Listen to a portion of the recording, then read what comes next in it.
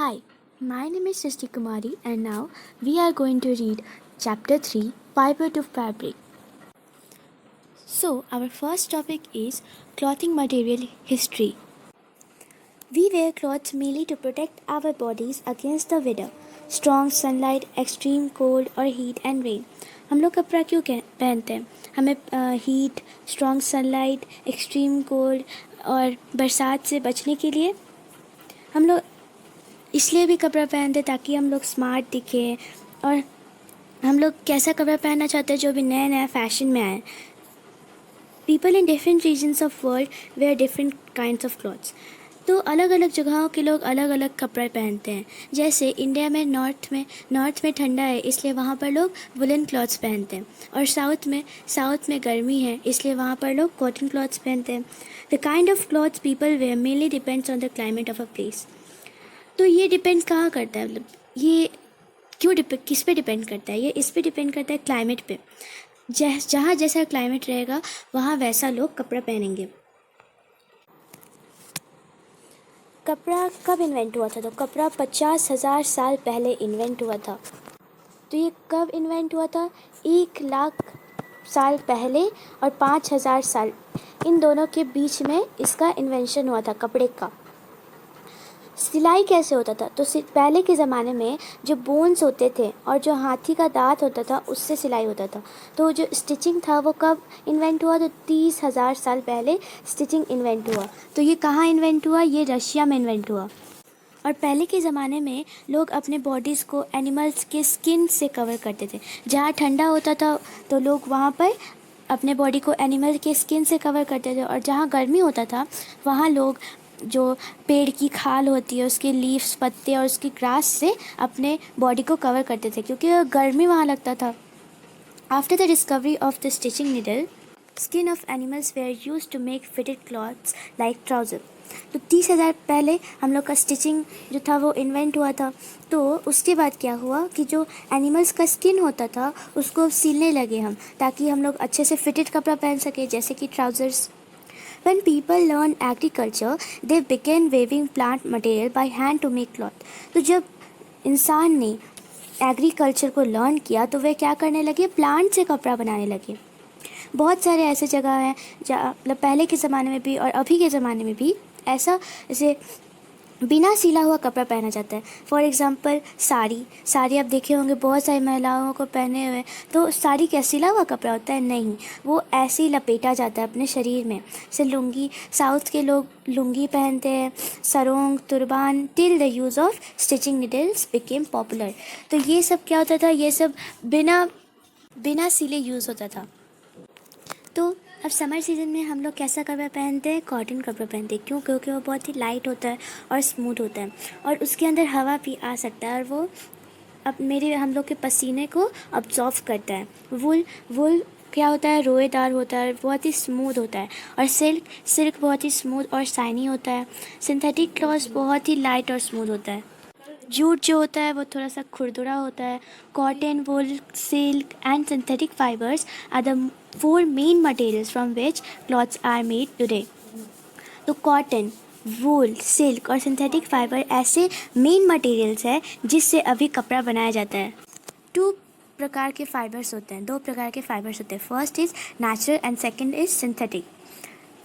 Natural fibres जो होता है वो हमें प्लांट्स या एनिमल्स से मिलता है और सिंथेटिक फाइबर जो होता है वो केमिकल सब्सटेंसेस से बनता है. So our next topic is cotton. Cotton बहुत ही सॉफ्ट फाइबर होता है जैसे कि मैंने पहले बताया था. कॉटन कहाँ उगता है? एक प्लांट में उगता है जो कि बीज मतलब फूल टाइप का होता है. उसमें सीड्स होता है और उसके अगल बगल में कॉटन होता है. जैसे कि आप इस पिक्चर में देख सकते हो यहाँ कॉटन कैसा होता है. और आपने देखा भी होगा कॉटन, क्योंकि जब हमें चोट लगता है तो हमारे पास फर्स्ट एड होता है ना, तो हम उसमें कॉटन देखते हैं ताकि हम खून पोंछ सके. उसी को हम लोग कॉटन बोलते हैं. कॉटन क्या है? एक वार्म सीजन क्रॉप है जिसको मध्यम रेनफॉल चाहिए, यानी कि बारिश चाहिए लेकिन बहुत ज़्यादा नहीं चाहिए और बहुत कम भी नहीं चाहिए, मिडिल चाहिए. और इसे फर्टाइल सॉइल की ज़रूरत होती है. तो ये कौन कौन से सॉइल में उगेगा? ब्लैक सॉइल और ऑलिवल सॉइल. ब्लैक सॉइल कहाँ पाया जाता है? वेस्टर्न इंडिया और साउदर्न इंडिया में पाया जाता है और ऑलिवल सॉइल नॉर्दर्न इंडिया में पाया जाता है. तो ये दोनों जो सॉइल है वो इसमें कॉटन उग सकता है अच्छे से. इंडिया में कॉटन जो है वो मई और सितंबर के बीच में उगाया जाता है और अक्टूबर में ये कटता है। So our next topic is gardening. Cotton balls burst open after maturing. तो जब जैसे क्या होता है, फूल पहले कली होता है, उसके बाद वो खिलता है, उसी प्रकार से कॉटन बॉल का जो पेड़ होता है, उसका जो फूल हो जाता है, जब वो खिल जाता है तो उसकी साइड में ना कॉटन लगा होता है। तो अब हम लोग क्या होता है इस गार्डनिंग के प्रोसेस में कि फाइबर्स को, जो कॉटन होता है, कॉटन फाइबर्स को बाहर से निकाल दिया जाता है। इस प्रोसेस को क्या बोलते हैं? कॉम्बिंग बोलते हैं। Fibres are then separated from the seeds by combing. This process is called gardening. तो फाइबर्स जो होते हैं उन्हें निकाल लिया जाता है कॉम्बिंग करके। तो इस प्रोसेस को हम लोग क्या बोलते हैं? गार्डनिंग बोलते हैं। पहले के ज़माने में इसे हाथ से किया जाता था, पर अब ये मशीन से किया जाता है। तो उस मशीन का नाम क्या है? गिन। अब now next is spinning. The fibres are then spun into yarn by drawing out twisting the fibres together.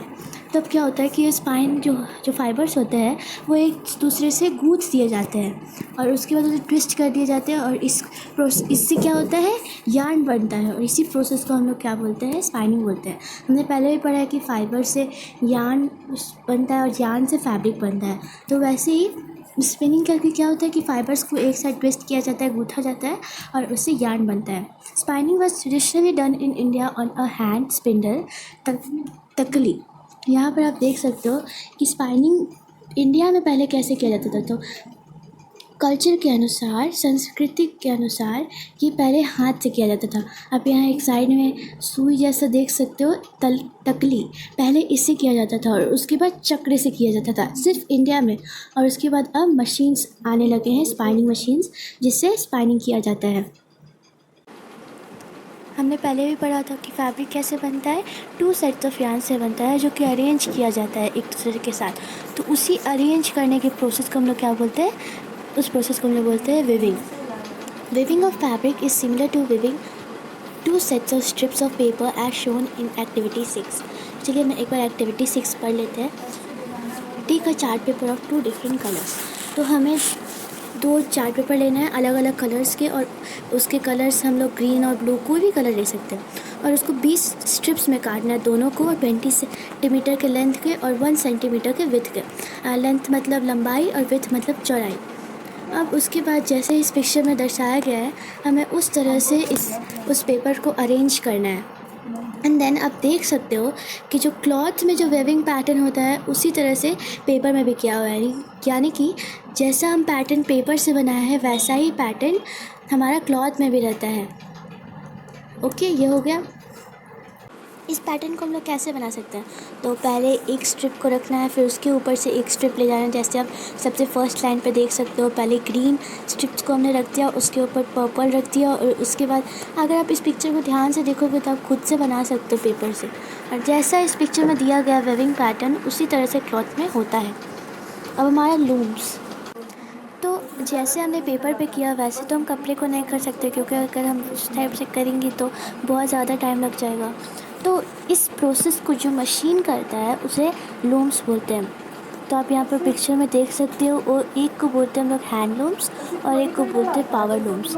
Hand looms में जो इंसान और मशीन दोनों का काम होता है, लेकिन पावर लूम्स में सिर्फ पावर का काम होता है, यानी कि अपने आप मशीन सारा काम कर देते हैं।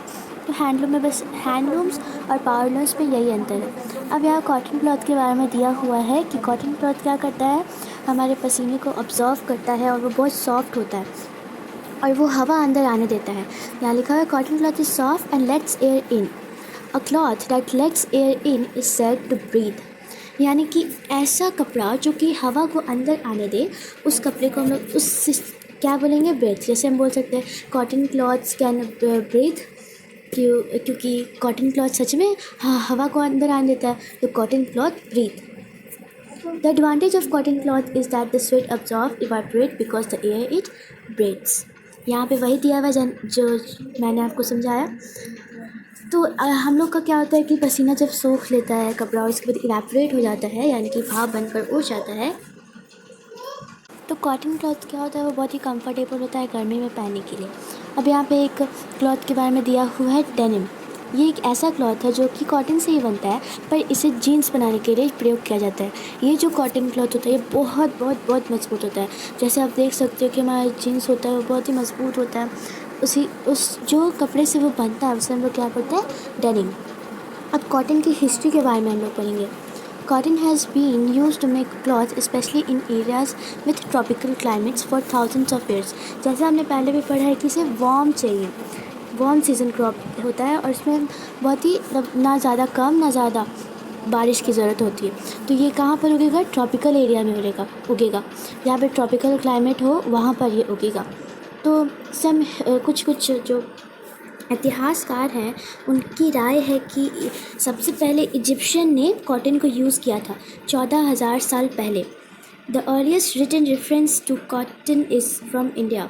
तो सबसे पहले संदर्भ में कॉटन इंडिया से आया था। कॉटन इंडिया में कितने सालों से उग रहा है, 3,000 साल से उग रहा है।